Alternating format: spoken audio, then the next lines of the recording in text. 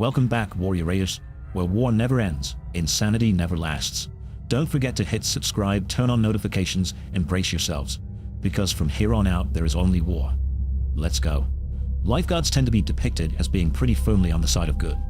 It makes sense on just about every level if you think about it. By the very nature, gods of death tend to be evil, or at least antagonistic sorts, so they were pretty easy as villains. See Nash, gods of life meanwhile, give life, something that most people, I imagine, are quite fond of having. While death meanwhile is a scary concept to imagine on some level, be it questions about the afterlife or having to accept the people around you aren't forever. This isn't a hard set rule, of course. The heroes of Olympus had Gaia be the villain, and Warhammer VAR's own Nurgle is a life god that is not a good god, no matter what his followers or even he himself may believe. The gift of plague is one that, to be frank, I can do without. But with that, we come to today's video. ISHA, the Eldar goddess of life. Boy, is she depressing to talk about. You know the saying, no good deed goes unpunished? That's ISHA through and through. Going through it doesn't even begin to explain how miserable this goddess's life is. Heartache, problems with her kids, losing everything she's ever known and loved to a nightmarish abomination of a god. All things that happen to ISHA, and more. Now then, on to the story of the saddest goddess in all of Warhammer. ISHA 40k has the same backstory as all the other Eldar gods. She was a weapon of the old ones that the Eldar began to worship as a goddess. Or maybe she was always one of their gods and was boosted up alongside her mortal children. Or she's an old one herself who took on the mantle of an Eldar goddess to survive in the post-war in-heaven galaxy. The true story is whichever one of them you find most appealing. Personally, I prefer the idea that the Eldar gods were already their own thing and were given a power boost by the old ones. But them being weapons that were worshipped as gods and thus turned into gods seems to be what GW is leaning towards lately. Regardless of that, it can be safely assumed that she fought in the war in heaven alongside both the Eldar themselves and the other races that fought in that delightful little galaxy-wide apocalypse.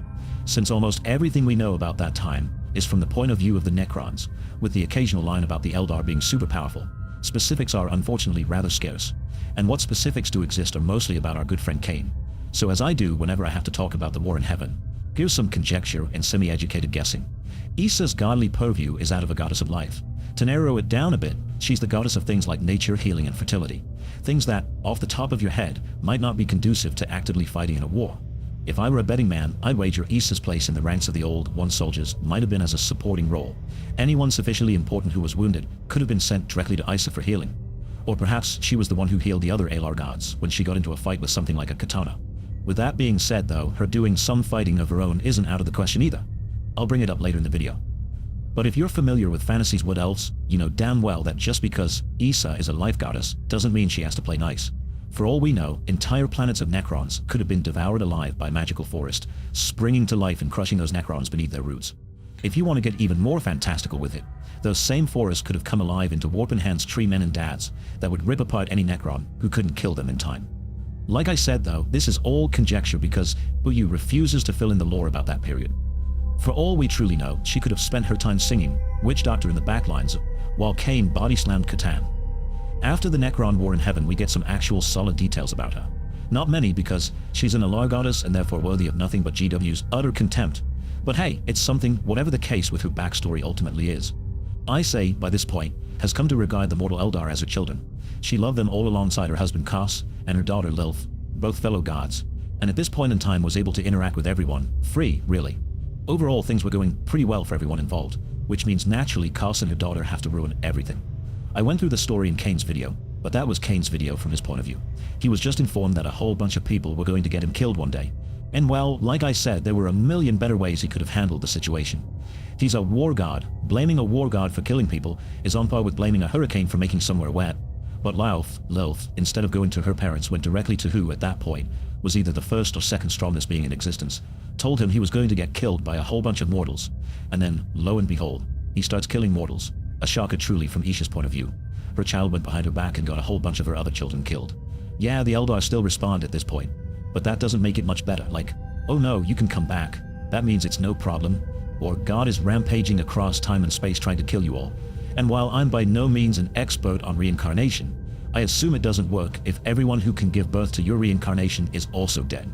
Understandably, ISHA wasn't happy with her kids getting murdered, and Cain refused to stop murdering her kids, so she complained to Assyrian, who, in his infinite wisdom, matched only by his desire to not have to actually do anything, just put up a big wall between the Materium and the warp and said, no one can go across it anymore, including of course ISHA, who can no longer talk to her kids unless they're dead. Can you really blame her for being upset about this? So ISHA and Canel plotted dragging V along with them because he's a godly craftsman. He made the spear stones that would allow the gods to talk to their children across the Assyrian barrier in defiance of the Eldar king of the gods. Of course, that means that the husband and wife were now going directly against Assyrian's will, but as long as they don't get caught, what's the harm? So, yeah, Cain catches him talking to the mortal Eldar and throws a hissy fit to Assyrian. In his boundless, lazy wisdom, he told Cain to have fun with the pair, and he spun the wheel, and it landed on torture ISHA and Kronos forever. Which he did, and the war in heaven between the Eldar gods begins. Cain starts rampaging the other gods, except for Assyrian. ISHA and Kronos join in on the fun, and then V makes his bet with Cain. He couldn't quite reach 100 completed swords for Cain in a year, but he did free ISHA. And then when Cain realizes he's been duped on that last sword, he chains Vi up instead. All the while the mortal Eldar have been watching from the sidelines and probably wondering when the hell their gods were going to calm down. Now I just want to make something clear on this.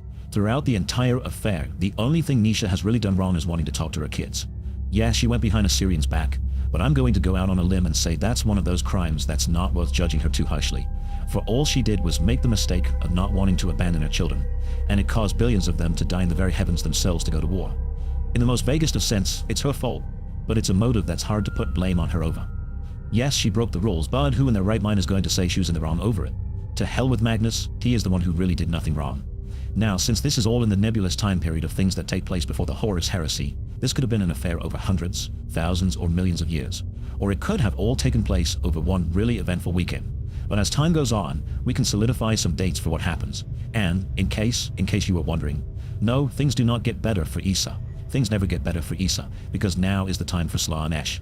In the absence of their gods to guide them, the Eldar were now left with their own devices. And you know me, I quite like the Eldar, so I'm going to give them credit. It took him 65 million years to finally shoot their collective selves in the foot.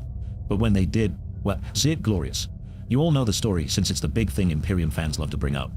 Whenever you slightly criticize the Imperium, the Eldar get more and more degenerate, the warp gets more and more turbulent, and then, one fateful night, it culminates into Slaanesh being born in the Eye of Terror, ripping reality into pieces almost immediately.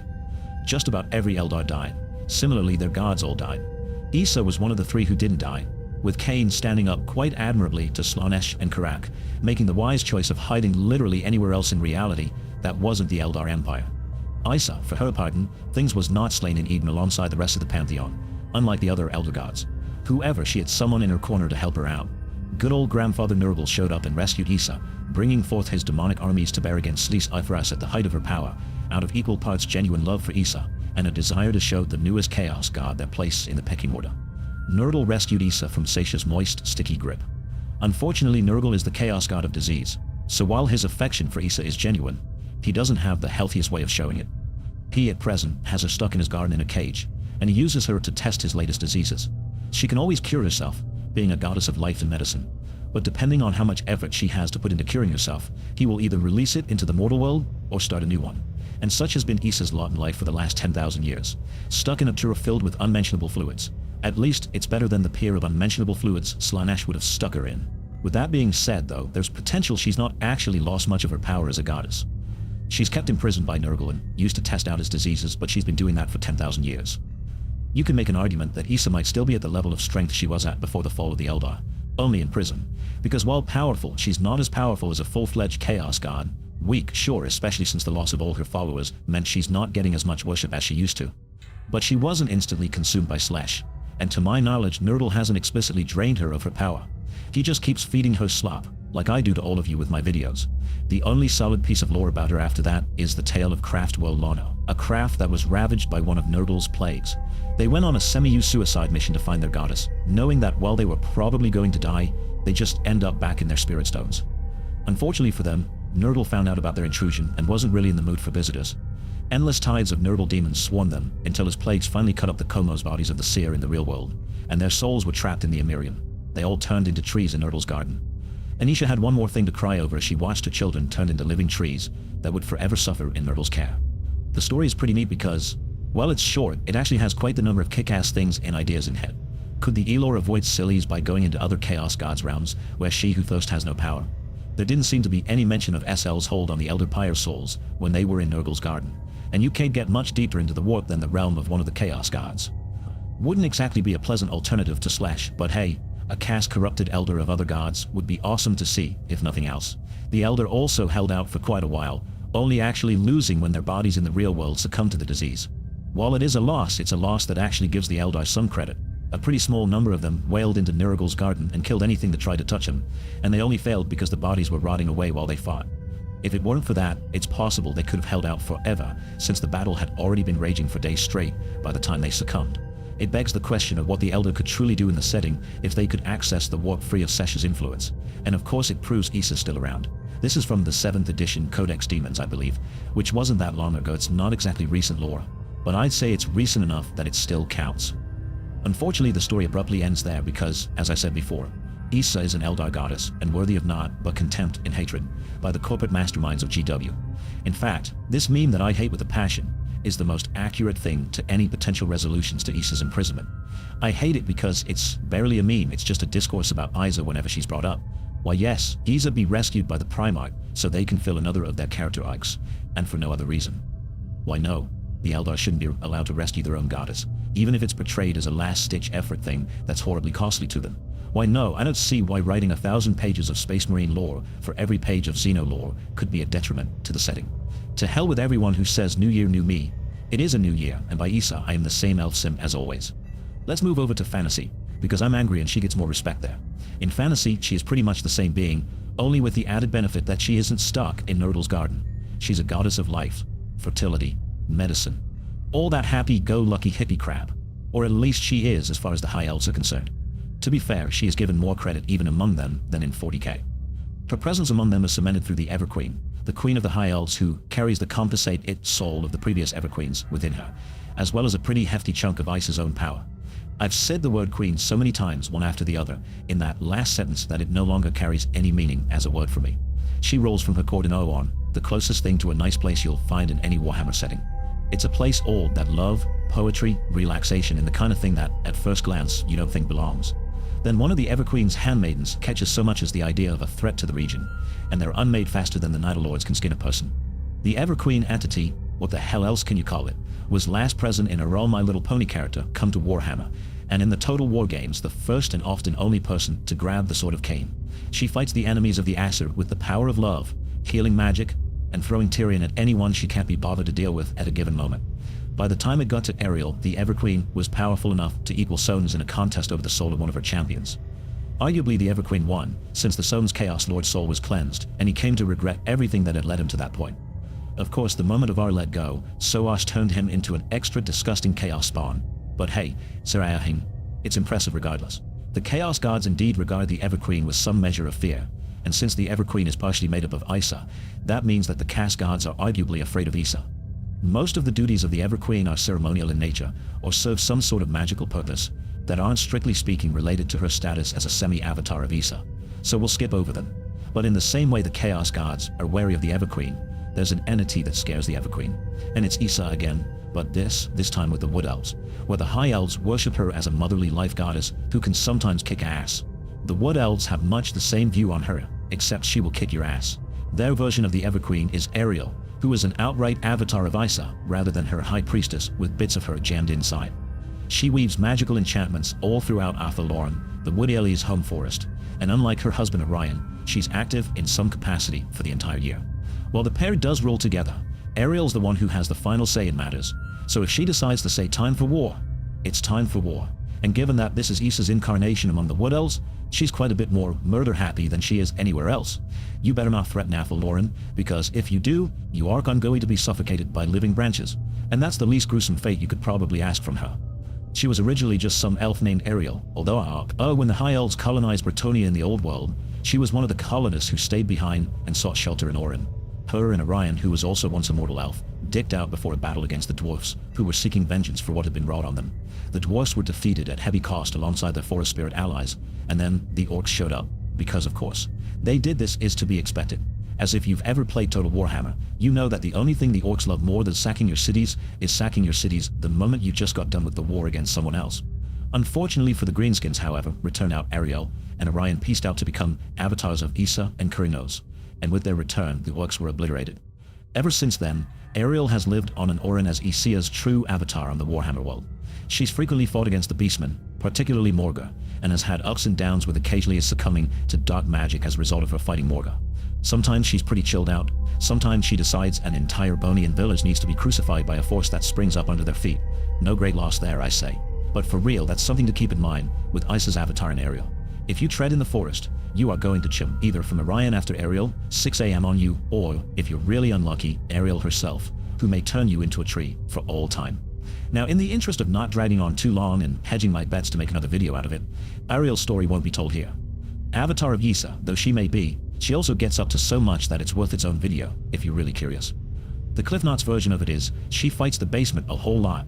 Because of that, we'll skip ahead to the end times, which doesn't make me as mad as it normally does here, because it still gives ISHA more credit in things to do than she's ever had back in 40k. Naturally, her ultimate fate is pretty intertwined with the Elven Civil War. When Tyrion did the funny and became the Avatar of Cain, Tass's plan to bind the winds of magic to people was going pretty horribly. The only things that actually worked out were that he managed to bind the wind of light to a staff, and the wind of life to Ariel. Because of that whole Everqueen nonsense, that means ISHA technically gets just a bit stronger here. As for Ariel, the goddess Lilith infected her with dark magic and caused Orin to rot from the inside out. Aside from being a generally rude thing to do, this means that Lilith has decided to directly dick over her mother instead of indirectly, like back in 40k. Ariel and Ariel merged into one being, purged Orin of the taint, and then Lilith married Ariel to Malekith. With the weakening of the elf gods due to the chaos gods themselves as well as the Elven Civil War, what was left of ISHA now resided in Ariel. Then the world got Manfred von Karstein, and we have Age of Sigmar now. As I mentioned in my Cain video, the elven gods are cyclical. They can come back if they're worshipped enough, and enough of their corpses lying around somewhere. Ariel surviving into Age of Sigmar, however, has thrown a bit of an issue into ISHA coming back, because, whatever you want to call the specifics of it, the end result is that Alariel basically ate ISHA. There really isn't anything left of ISHA outside of her. Depending on how you want to look at this, it could mean a couple of things. It could mean that ISHA and Alariel are a merged being, with Alariel and AOS not quite being the same one from fantasy any longer. Or at least not the same one as before the end times. It could also just be that ISHA is gone in AOS, her power and essence entirely consumed by Ariel rather than fused with it. Or maybe, just maybe, she can be reborn still, if Gariel manages to pull off something special. She's already brought back Dure for some ungodly reason, and unless I'm mistaken, I believe there's two versions of Kurnos running around in AOS in some minor capacity. One of them is his dark and evil side that the Wood Elves probably loved, and he's corrupting parts of Guyenne with his mere presence. But hey, that's just more proof of concept. ISHA might not be down and out fully in Age of Sigmar, plus parts of Cain survived, and he could have explicitly been reincarnated if Marathi didn't steal his thunder and he was thoroughly killed in the end times. And normally here's where I put Du or Donisha or something like that, but for the first time in a while I can't do that because ISHA doesn't really have any tabletop rules. I could do Errol, but that's better for a video about Errol, same for Ariel. So instead, here's some stuff I'd love to see from GW for ISHA, the tabletop and lore for that matter, all of it for 40k. Because in fantasy she had a pretty solid presence between Ariel and Alal, and in AOS we already have the Sventh. That last one's not quite ISHA but close enough. In 40k though, man, are we overdue for some ISHA content, and we can get it pretty easily in a way that would fit in with just about zero effort on GW's part. The Exodites, honestly, it's not like it'd be terribly difficult. The Exodites are already the 40k Wood Elves putting ISHA there. There wouldn't be anything outlandish in the slightest. There's precedent for it already, and on some level most of the 40k factions are based on an equivalent over in fantasy. It could be just the sort of thing to revitalize the Eldar and finally get the Exodites on tabletop proper. And it's not like you can't figure out a reason for the Exodites to be out and about doing stuff. Webway gates, there you have it. There's all the reason the Exodites need to be able to move around the galaxy, plus there's plenty of lore about Maiden Worlds getting invaded. There's all the reason you need to have them fighting with the return of their mother goddess. The Eldar, who fled the Empire ire and hoax of hiding away, have returned to the galactic stage in the name of the Wild Hunt. It can give the Elder Agency once more, and a spot of unqualified hope for them to have. Yeah, Inad is supposedly their salvation, but that lore has been handled horribly, and even disregarding meta stuff, half the Elder in universe view it as Eldar heresy. ISHA, meanwhile, is a sort of goddess whose return, no Elder would deny, is being on some level a good thing. At worst, she's too nice for the setting, and if you lean into the Welf side of things for her, she's not even that. ISHA's proper debut in 40k would be as an angry forest spirit, millions of years old, and you just landed on a planet you really shouldn't have. You could have stabilized the warp around Maidenworld so the Eldar can have a sanctuary, or even more, a place where they can exert more of the psychic power that they've lost. Not perhaps the sort of thing to get the Eldar truly back on their feet, but a crutch they can use if worst comes to worst. And if nothing else, I think it'd be cool because no one else in 40k would have the perspective ISHA does. For one, the only other gods worth mentioning are the Chaos gods, who are a familiar thing. The Emperor, who was pretty, pretty widely different from any other gods in Warhammer, and Gork and Mork, who, let's be honest, are the same as any random orc, but bigger. But ISHA is a goddess proper, not some corruption of mortal emotions, not whatever the hell the Emperor is. A goddess, the likes of which we just don't have in 40k, one whose divinity isn't corruptive, or whatever the Emperor is.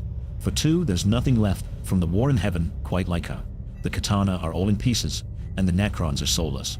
Each returning could be something to shock the galaxy in a way that no amount of power scaling or legendary figures of myth can. She should be the strongest being around, not by a long shot, and the form she'd interact with others on the battlefield with would be even less so.